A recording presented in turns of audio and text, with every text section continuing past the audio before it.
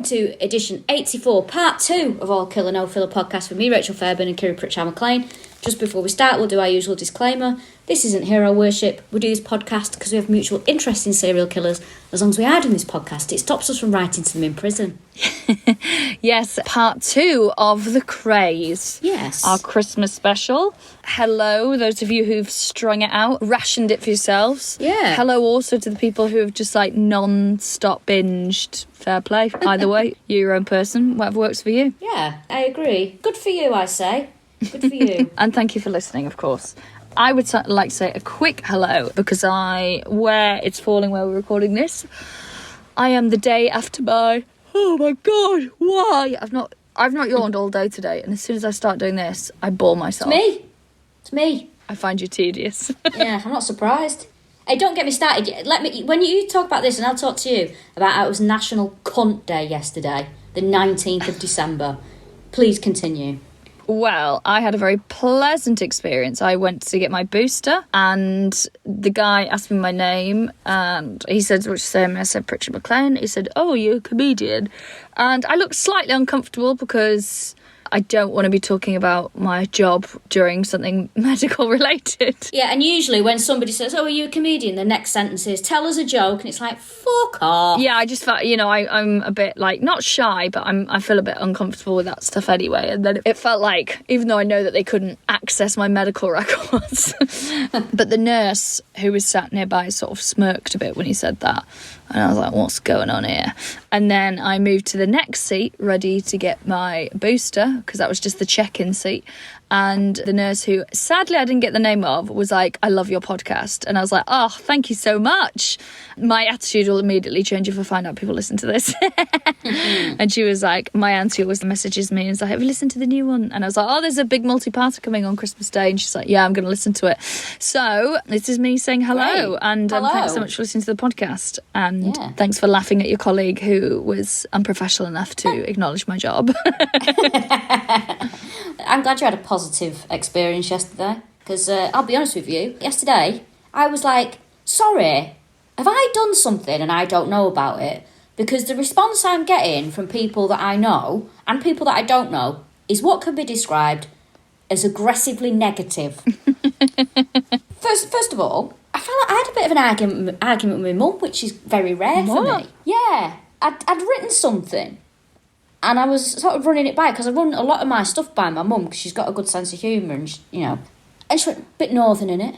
I went, what? I said, I'm ever so sorry to mention this to your mum, but I don't know if you know this, but we're from Manchester, and I'm from the north of England. Oh, don't talk to me like that. Right, well, I won't then. That was the first thing. Pissed me off. And then, that was the night before yesterday. So then I've got that anxiety, right? And I'm sure a lot of people can relate to this. What happens with me is I have an argument with somebody, and if I don't resolve it before bedtime, I have to go to bed worried that they're going to die in the night, and I don't get the chance to say sorry, even though I'm not sorry because I haven't done anything wrong. Anyway, but I'm like that. I'll just say sorry so we don't have to have a situation where I'm at a funeral feeling worse than I should. Anyway, got a card through the letterbox from DPD, the delivery people. Oh, fuck me. We knocked on, but you weren't in. Fine. So we've sent this package to this shop. Thank you. Go to the shop. Wasn't nearby, but fine, whatever. Got in there, chat behind the counter. Nobody in there. I said, oh, hello, I've come to collect this parcel. Have you got the number? Yeah, fine, there you go. Goes over to a small section in the corner of the shop, which I'm looking at him. And he sort of brushes with his own eyes, brushes the items that are there, right? It's not here. I said, well, it must be because I've got this card. And it was, well, sometimes they do that. I said, do they? What, they just do it for fun, do they? So I said, okay, well, I said, can I have a look? No. I said, I can see the parcel that I've ordered. I can see it there. I can see the logo on it. If you pick that up, that'll have my name and address on it. No, it won't. I went, well, I think it will. So I took matters into my own hands and I walked over and I picked it up. And I went, oh, there we go, Rachel Fairburn. Read out my address. And he went, no, you can't. I went, that's my parcel, mate. And I walked out and he ran after me out of the shop going, get back here, you. I'm like, sorry, is this the Beano? Right? I went, no. He went, I need to scan that. I said, well, you can fuck off, can't you? He went, I need to scan it. I went, how do you scan a parcel that isn't there? I just walked off. Thing is, then, I'm sorry to go on, I've got to get this off my chest. I've hardly spoke to anyone for 2 days. Then, a friend of mine, you have little bitchy comments with people, and, there's a certain people like that. Like, for example, I'm obsessed with Juice Plus Girl on the internet. Mm-hmm. I send you screenshots. I sent one of my friends a screenshot of it. I was like, have you seen this now? And you know what they said to me? Maybe you'd be happier if you unfollowed them. Who said that? So I said, tell you what, mate, next time you want a bitch, I'll remind you of that. Interesting. Haven't spoke to him since. Fuck you. Oh, interesting. Very interesting. And also, I am happy. Believe it or not. I mean, thank you for letting me get that rant out of the way. It is nearly Christmas. It is the 21st of December, and I'm actually looking forward to Christmas. Yeah. Terrified of getting COVID before it, because I want to be able to spend time with people. You're boosted, right? But I'm boosted. I got it done the very, the day after it was, people were saying, I've just checked, and I could see on the thing you can book your appointment. I was like, right, straight in. Yeah. I've had it done over a week ago now. You'll be grand, mate. I'm boosted, double jab, boosted. Yeah, just keep being careful. You'll be grand. Nobody pissed me off. Let me have a nice Christmas for once. How about that? Well, both my brothers have COVID and we'll be spending Christmas alone. Oh, no. They don't, do they? Yeah, one has to move house by the 27th and the other one is... Oh, my God. Apart from his daughter during her first Christmas. Oh, for God's sake. Do you know what? I'm sick of it, me. That is just so annoying, isn't it? Yeah, it's not ideal. But we're just going to have Christmas in January. Yeah, I think that's the best way forward, innit? Anyway, enough of my whinging. This is part 2 of the Krays. Where were we up to? Well, we're up to Had them Ronnie gone to prison? Breaking into... Yeah, Ronnie's in prison and they're sort of breaking into clubland. They've already had a snooker club, haven't they? It's about the time that they acquire Esmeralda's Barn. Awful name. It is an awful name. It's so bad. So bad. It's exactly, well, it's just that thing that, like, people with no class would think is classy. Do you know what I mean? What was that nightclub, the one that you had growing up? Oh. Throb? It was called the Octagon, and now it's called, like, Peep or... and then before, I'm sure it was, like, Throb or, like, like, it's just Pulse or something. Just something that sounds like... They always name it so it sounds like a gay bar, but it isn't. Yeah, like, to me, Throb is, like... That denotes to me a gay bar where it's men with their tops off, looking for a bit of action. Yeah. I think Throb as a regional nightclub that's not a gay club just sounds fucking awful. Doesn't it? Yeah. It's like Throb is a gay club, you know what to expect, and you go, oh, okay, that's not for me. But Throb in a regional town, you're like, oh, God, I'm going to bump into people who's got a skill without her. Awful. So Esmeralda's Barn is in Knightsbridge. And basically, in the 50s, it was just a normal nightclub. And then in the 60s, they legalised gambling from 1961, basically. And that's when the owner of, at the time, Stefan DeFay, turns Esmeralda's Barn into a gambling club. Mm-hmm. And it was meant to get rid of criminals out of gambling and stop it being driven underground. But actually... it just meant that they could turn their illegal activities legal. Mm-hmm. And they suddenly had a respectable front for their other stuff and a place to launder money through as well. Well, the reason they got this club, it was a bit shady, wasn't it? So while Ronnie was in prison, Peter Rackman, who was the head of landlord operations at the club, he sold Esmeralda's Barn to Ronnie for £1,000, wasn't it? And this was it. This was something to do with like a bounced cheque. They basically extorted him. So they had heard that there was loads of money in having these clubs. So they were like, right, we want to get in on clubs. Mm-hmm. So Ronnie goes round to Peter Rackman's place with his like gang of heavies and was like, give us a cheque. And then the cheque bounces. This is about the time they're in the protection racket game. Mm-hmm. So I assumed that the cheque was for protection services, which we'll talk about in a second. The cheque bounces and then Ronnie's like, okay. So goes back to find Peter Rackman, who's just done a runner. And he basically was like, listen, if I pay them once for protection, they're just going to keep coming back. So I need to buy them off once and for all. So he basically says, buy the club from me for £1,000. Oh no, buy the club, sorry, from Stefan DeFay, who was the owner, for £1,000, which is obviously very, very cheap. And they did it through someone else as well. They did it through one of their like right-hand men called Leslie Payne. Then Ronnie later on tried to have him killed because that's the Krays. So that's the story, is that basically it was a way of the landlord paying off the Krays. So he just sold them someone else's club at a cheaper rate. There is a dispute to that, in that Charlie Kray, the other brother who did all the accounts for the firm, he said, oh, it was me, I negotiated it, and it was for £2,000, and there was nothing to do with that Rackman guy, it was all me. But, you know, people lie all the time around the Kray twins to sort of, I guess, upsell their own legacies. Is that fair? Yeah, I'd say so. But you talked about it at the live show, but like every taxi driver. Yeah, every taxi driver in London, like, of course not every taxi driver, but there is that of a certain type of bloke in London that's like, oh yeah, Ronnie and Reggie, yeah, I was friends with him. Really? You weren't born when they were active, so I'm not sure where this memory's coming from. It's a real sort of same kind of guy who likes Peaky Blinders, and you know, it's that vibe, isn't it?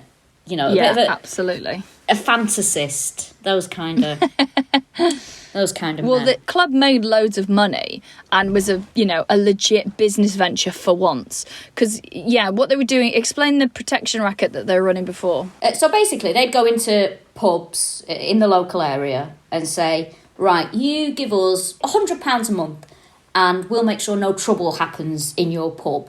In other words, give us £100 a month or there will be trouble in your pub.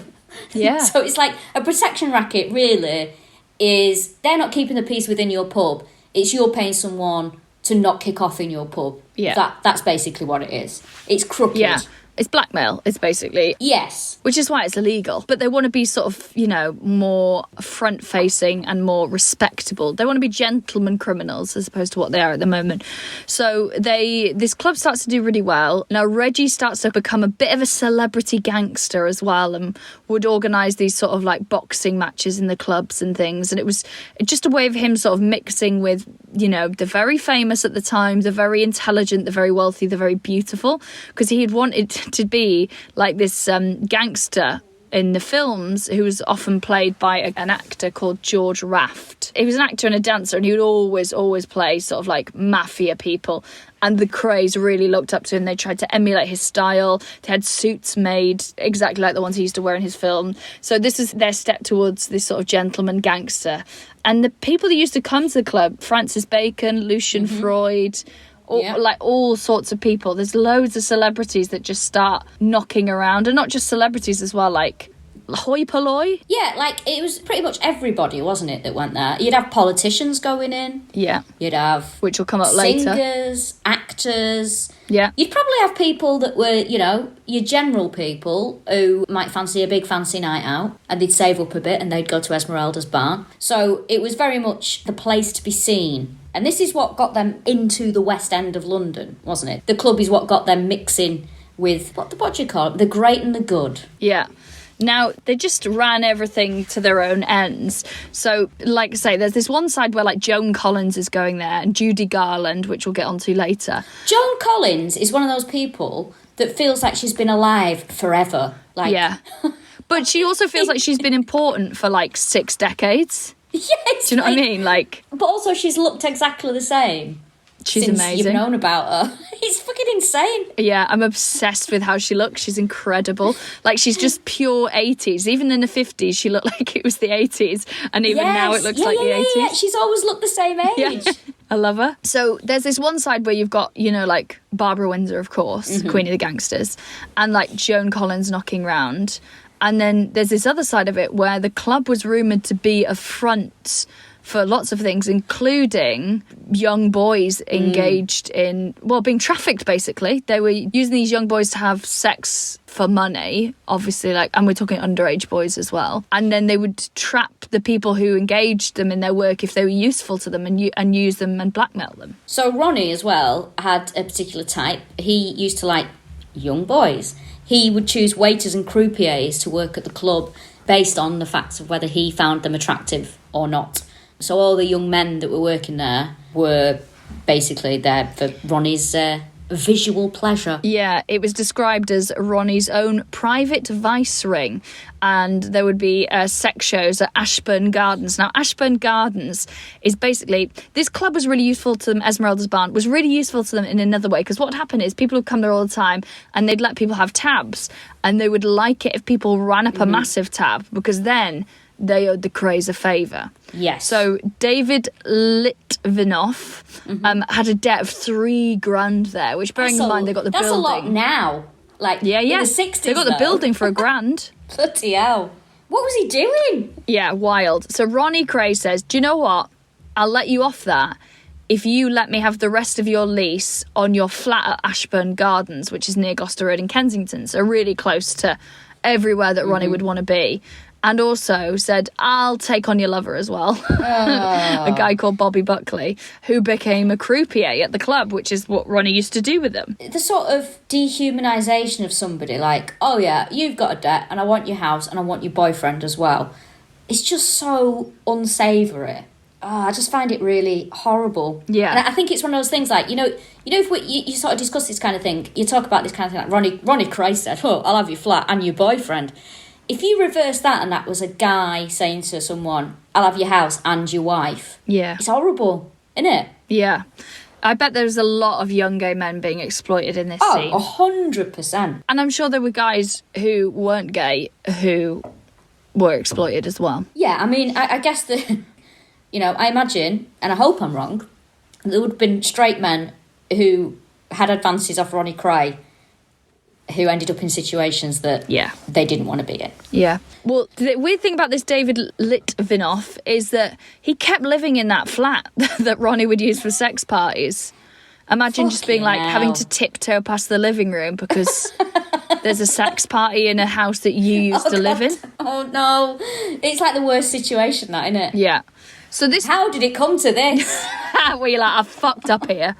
So this club was really successful and became like one of the places to be. Also, how bad would it be if you've ended up in that situation? You got to tiptoe around the house that you used to live in because there's a sex party and you're not invited to it. You're just in the next bedroom reading a magazine. God, it's so grim.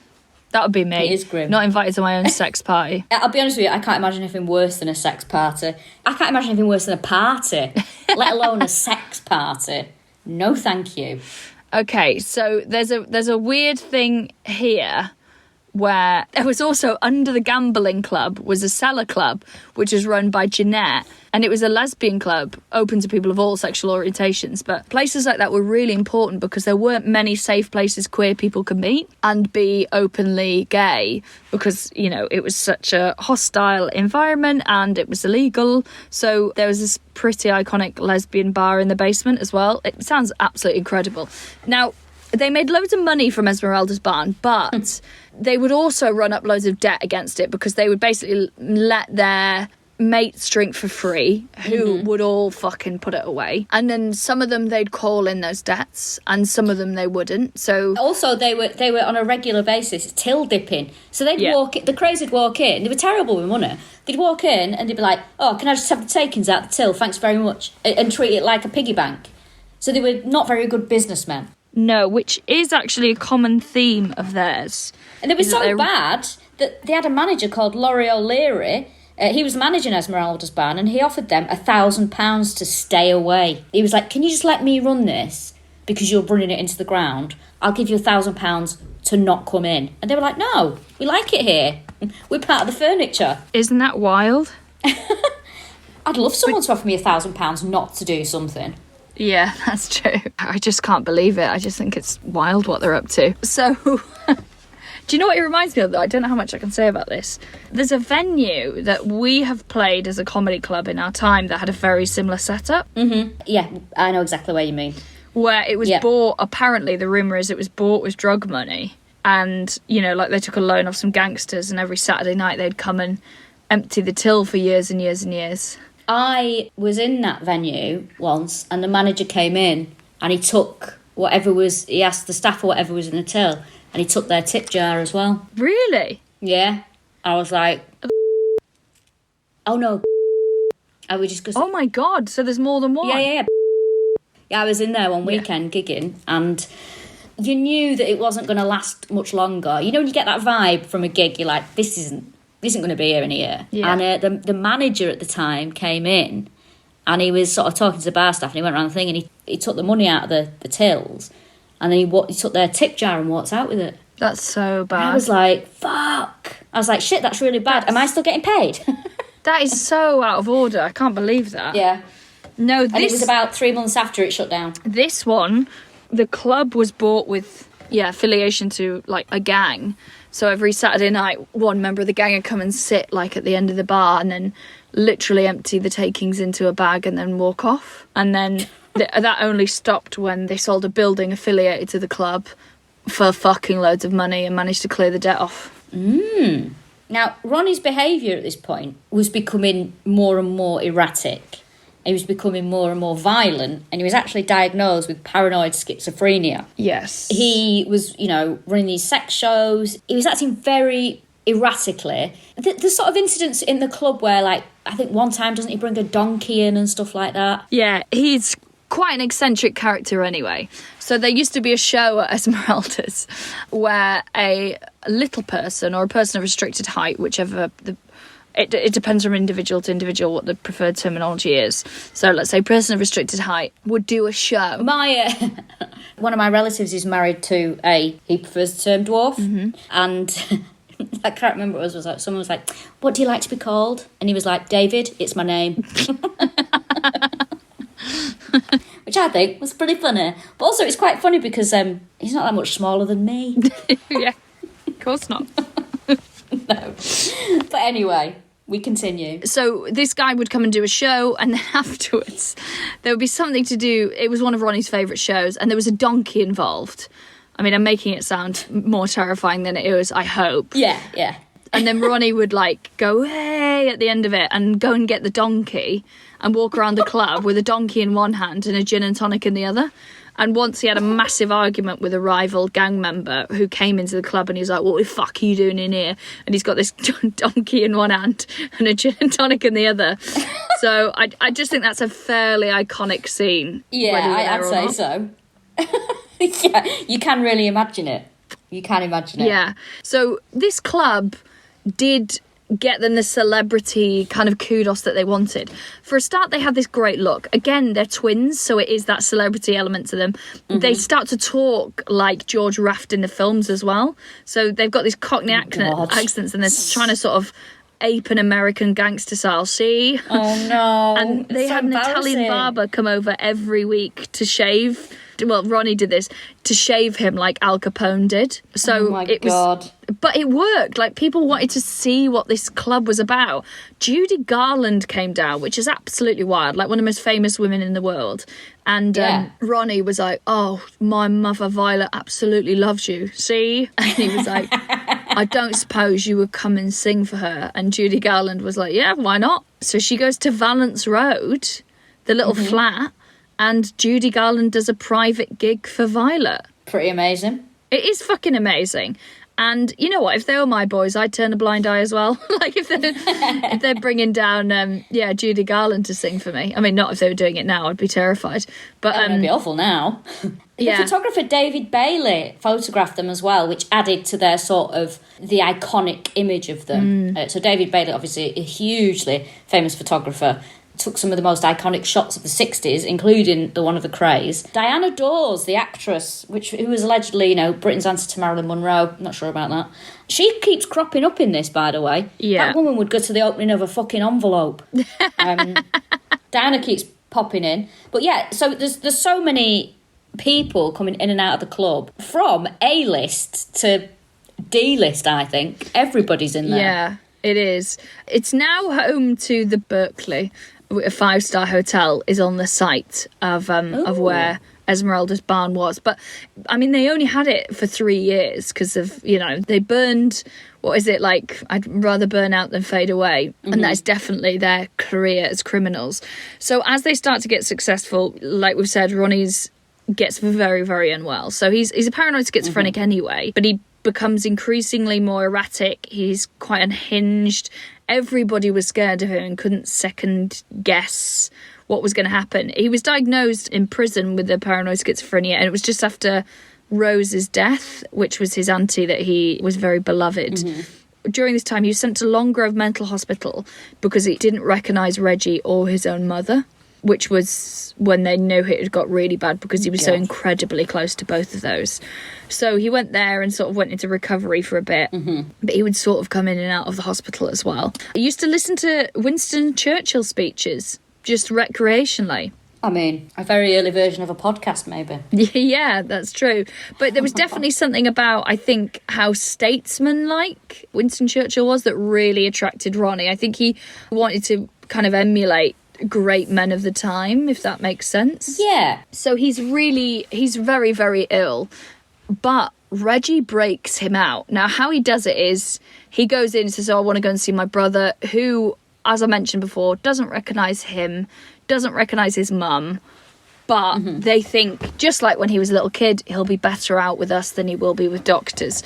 Years later, Reggie will go on to say he regrets breaking him out of the mental institute. So, basically, he goes in to see him, and while he's in there, they swap outfits. So, Reggie gets into, like, hospital patient uniform. Ronnie pops on a suit. He's a bit bigger than Reggie, so I imagine it might have been a little tight. Yeah. And he just wanders out the door. And then later on, one of the guards comes to check on them. And he goes, oh, by the way, I'm the wrong brother. My brother's walked out with my stuff. And he was like, no, shut up, mate. And he's like, no. And then gives him his driving licence. He's like, I'm Reggie. Look at the picture. You've just let Ronnie walk out. Oh, my And this God. is like... He'd been certified insane, Ronnie. So he was on medication and his condition had improved, but the reason why they wanted to get him out as well, so he wanted to go out because he realised, he thought while he was in there, because he'd been moved from prison, well, this will count against my time and it's just a cushy way of being in prison. They went, oh, no, you'll still have to go into prison. And he's like, I need to be out now. And so, yeah, and they basically kind of put him on the run until they wanted to negotiate with the Home Office to let him, basically he was out for 5 months and they said, well, let's speak to the Home Office. He'll go back in for a couple of weeks. He's not going out for the whole time. And, yeah, it was absolutely wild. Fucking hell. I mean, you should have left him there, shouldn't he, to sort himself out. I mean, it's a very poor Yeah, because move. as soon as he goes out, he stops taking his medication and his mental health gets absolutely shocking again. Like, he's very unwell, and which is why they, after a few months, Reggie's like, just fucking take him back to prison, put him back on medication, because he would not take the medication when he's out and about. I wouldn't want to be the person who's going to tell Ronnie Kray to take his tablets. Do you know what I mean? I don't want to be that person that's true. like, Ronnie, you're not very well. Do you want to take your tablets? Can you imagine? Fucking hell. No, thank you. I'm not mad. All right. Yeah. Not a job I would want. So Esmeralda's Barn, we should say, closed in 1963 as well. And like you say, he liked powerful male figures, Ronnie. He was I think he wanted to be respected and he wanted to command respect. And as we say, they weren't just mixing with celebrities at Esmeralda's Barn. They're also mixing with politicians, which brings us to a little bit of a scandal. In July 1964, a politician called Lord Boothby. Now, Lord Boothby was a Conservative politician. The Daily Mirror sort of insinuated that there might have been something going on between Lord Boothby and Ronnie. Now, the Queen Mother had described Lord Boothby as a bounder but not a cad, which actually reminds me, I told you, I never heard this phrase before. Had you heard that phrase that I told you yesterday? What? Curtain wiper. No, it's fucking great. Oh my God, I was screaming, right? Never heard this before, and if anyone has, I apologise. It's so good. So basically, someone was talking about some guy. It was like celeb gossip or something. I couldn't really follow what it was. It was like a Facebook conversation. And some woman said, I hope she stays with her husband. I wouldn't wish that curtain wiper on anyone, right? So I Googled. I was like, what the fuck's a curtain wiper? Basically, it's a man that just wants to stay around long enough to have sex with you and then wipe his dick on a curtain. That is so hideous. It's brilliant, though, isn't it? Yeah. But it was just like, as soon as I read it, I was like, oh my God, I can think of 5 curtain wipers off the top of my head. This is amazing. Yeah. Paul Hollywood, I bet he's a curtain wiper. Absolutely. Yeah, reeks of curtain wiper.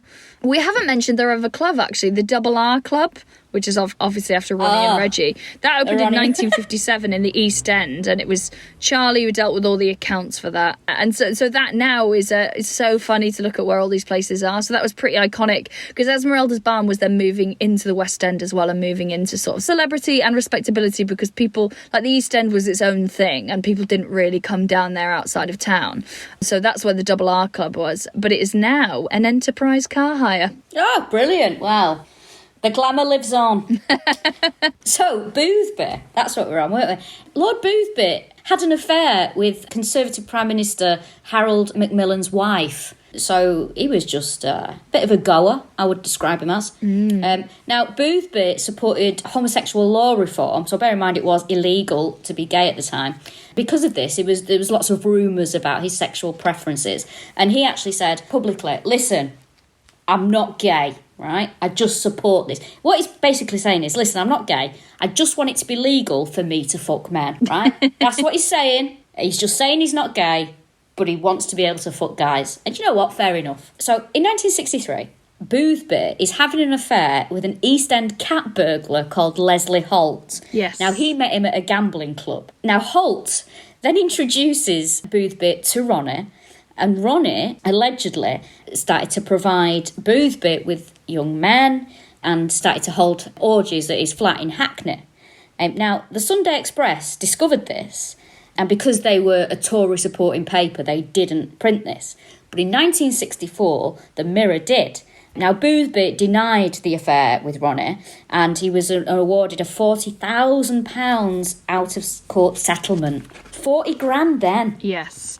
Because they didn't name either man in the article, but they insinuated, and everyone guessed that it was Ronnie, but no one really guessed that it was Boothby, who was quite beloved and a star of the right at the time as well. But basically, the Krays winning that case absolutely, well, it set a precedent for libel, and it absolutely shut the press up. The press were like, the Krays are untouchable, you can't say anything about them. Bloody hell. Now, one of the reasons it was covered up, it was actually the Labour Party that helped cover it up. Do you remember this? Vaguely. So the excuse that they gave was that Lord Boothby wanted to set up a Nigerian town, which is a real thing, that he wanted to set up, this is like real big white saviour bullshit, but like basically set up an English town in Nigeria because the weather's nicer. It doesn't matter what the Nigerians want, of course. So he was looking for investment, and that is why I was having a chat with Ronnie Kray. But Ronnie would keep a picture of them together on his mantelpiece, so I don't know if that's part of his fetishisation of the right or the fact that they were banging. Either way, it happened. About this time, Leonard Nipper Reid, a detective, is told, he's quite junior at the time, but he's told, investigate the Krays, just find anything on them. If we have to get them on a Texas like Al Capone, then just do it, look into it. So this is where some of this investigation comes out of, because at the time it was still illegal to be gay. So they're like, well, if we can get him on that, then maybe we'll lock him away. So Boothby is knocking around, having these meetings with him. I think also Ronnie really liked him because he was previously the parliamentary private secretary to Winston Churchill. So he felt like there was a direct link there. I think so, yeah. I think so. And there was rumours that he would have been a prime minister if it wasn't for the affair that he had with Dorothy Macmillan. So this is very weird. Harold Wilson, the prime minister at the time, his solicitor Arnold Goodman helped defend all of this. Oh God, it's so weird. And it's because it's a bloody podcast in itself, that. It is. So it's because there was an MP called Tom Dryburgh who was a closeted gay, and it was really close to a general election, and he had sex with everyone involved in this story. And then basically the Labour Party were like, oh, well, fuck, we can't have this scandal just before an election. Dinner. So, oh, sorry, yeah. Yeah. So what we'll do is we'll lend him our attorney that should get him off, and it'll sort of make this conversation disappear, because the homophobic public, neither party could kind of stand shocking sex scandals. It's absolutely wild. Yeah, there's a lot going on, and it's all very imagine at the time it was rather juicy. So that's as far as we're going to go. We basically talked about their time in Clubland and Ronnie's ever deteriorating mental state, and Reggie, because this pops its head up every now and then, Reggie thinking he can handle it and getting out of his depth. So next episode we are going to talk about some more murders and what happens when Reggie gets a wife, when Ronnie stops being the most important person in his life. What happens Spoiler to alert, the wife? Doesn't end well. No, it doesn't end well. No, especially for her. Anyway, if you listen to this on Christmas Day, I wonder which bit you're up to. What do you think people are doing now? If you listen on Christmas Day, do you think they're perhaps some meal prep? That might be something you're doing. Or are you one of those weird families that opens your presents in the evening and the afternoon? Do you do that? Get them open in the morning. Yeah, get it all gone. Definitely. It shocks me that. You know, I didn't know people did that until a few years ago. I was like, what? You get up and then you open your presents in the evening? Are you people sick in the head? I think it's mad because it's like, I just feel like my skin's itching until I open them all. Yeah, that's it. Get up at 6 a.m, get your presents open. Get them open. Open them. Open them. But loads of people say, because if we release it near a Sunday, people will be like, absolutely love chopping veg and listening to all Killa. So if listening to a true crime podcast while holding a knife in your hand is your idea of a good Christmas, then quite frankly you disgust me, actually. It's actually a bit tasteless. Two girls laughing at murder. Oh, no, genuinely, I hope you have a very nice Christmas, the Dolig Llawen, and we'll see you next episode. Yes, bye-bye. Bye.